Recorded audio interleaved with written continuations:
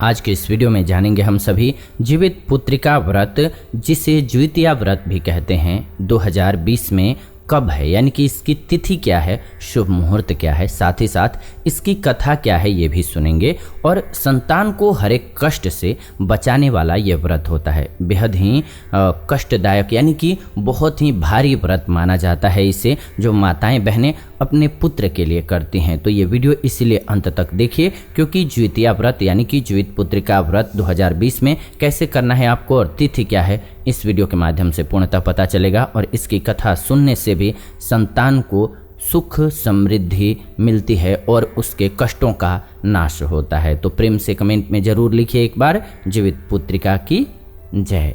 आइए आज की इस कथा को सुनेंगे। आप देख रहे हैं जीवन जीने की कला स्पिरिचुअल।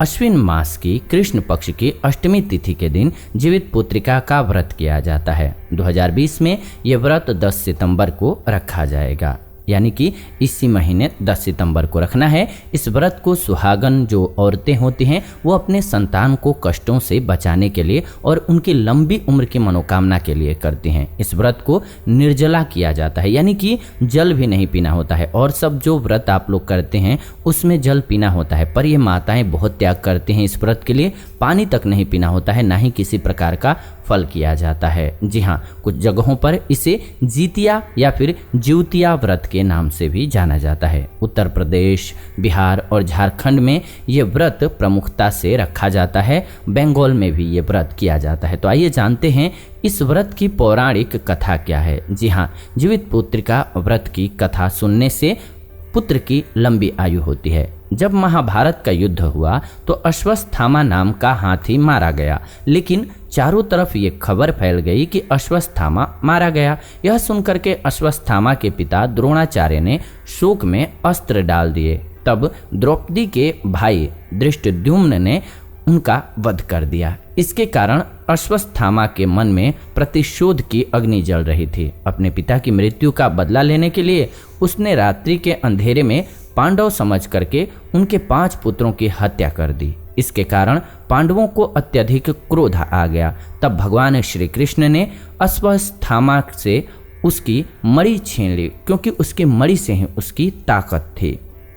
जिसके बाद अश्वत्थामा पांडवों से क्रोधित हो गया और उत्तरा के गर्भ में पल रहे बच्चे को भी जान से मारने के लिए उसने ब्रह्मास्त्र का प्रयोग कर दिया। भगवान श्री कृष्ण इस बात से भली भांति परिचित थे कि ब्रह्मास्त्र को रोक पाना असंभव है, क्योंकि यह ब्रह्मा का दिया हुआ अस्त्र है, इसको कोई दुनिया में रोक तो सकता नहीं है। लेकिन उन्हें पांडवों के पुत्र की रक्षा करना अति आवश्यक था, यानी कि पांडवों के पुत्र की रक्षा भी बहुत जरूरी था और कृष्ण का ये दायित्व था। भगवान श्री कृष्ण ने अपने सभी पुण्यों का फल एकत्रित करके उत्तरा के गर्भ में पल रहे बच्चे को दे दिया।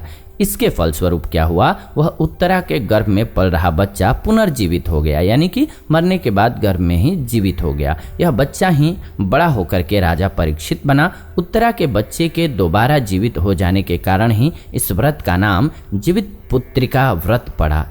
तब से ही संतान की लंबी उम्र और स्वास्थ्य की कामना के लिए जीवित पुत्रिका व्रत किया जाता है। बोलिए प्रेम से जीवित पुत्रिका माता या फिर जीवित पुत्रिका की जय। जी हाँ, तो इस प्रकार से जीवित पुत्रिका का व्रत किया जाता है। एक दिन पहले माताएं बहनें जो होती हैं वो दुर्लभ चीज़ों का सेवन करती हैं। कुछ दुर्लभ चीज़ें खाई जाती हैं, अलग अलग जगह पर अलग अलग चीज़ें भी खाई जाती हैं। जैसे कि कहीं कहीं पर कुर्मी की साग बोलते हैं, उसको भी खाया जाता है। और अलग अलग जगहों पर आपके एरिया में क्या खाया जाता है एक दिन पहले, वो भी ज़रूर आप बताइएगा। अगले दिन यानी कि 11 तारीख को पारण का शुभ समय है। व्रत जो आपको रखना है वो कब रखना है, आपको 10 तारीख को रखना है, यानी कि 9 तारीख की रात्रि में 9 बजे से पहले ही आपको जो भी खाना है वो खा लेना है। उसके बाद से व्रत प्रारंभ हो जाता है और अगले दिन यानी कि पूरे दिन रहता है, 10 तारीख को रहता है। 11 तारीख के सुबह में 7 बजने के बाद यानी कि सूर्योदय होने के बाद आप 12 बजे से पहले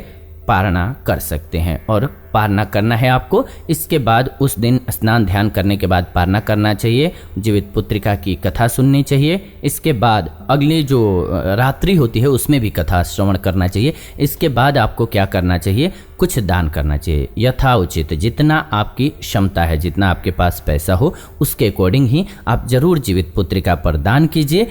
इससे जीवन में खुशियाँ आती हैं और अपने पुत्र की शुभ कामना के लिए, शुभेच्छा के लिए माताएं इतना कठिन व्रत रखती हैं, क्योंकि इसमें जल पानी फल फूल किसी भी चीज़ का सेवन नहीं किया जाता है। तो एक बार प्रेम से अपनी माता जी से प्रेम करते हैं तो ज़रूर लिखिए माँ हमारी सबसे प्यारी।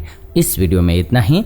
ऐसी ही नई वीडियो के लिए चैनल को सब्सक्राइब कर लीजिए, बेल नोटिफिकेशन को ऑन कर लीजिए ताकि नई वीडियो सबसे पहले मिले। फिलहाल आज के इस वीडियो में इतना ही, विदा लेते हैं। इस वीडियो से जुड़ेंगे नई वीडियो में, तब तक आप सभी खुश रहें, आनंदित रहें। प्रेम से कमेंट में जरूर लिखें ओम नमः शिवाय, हर हर महादेव।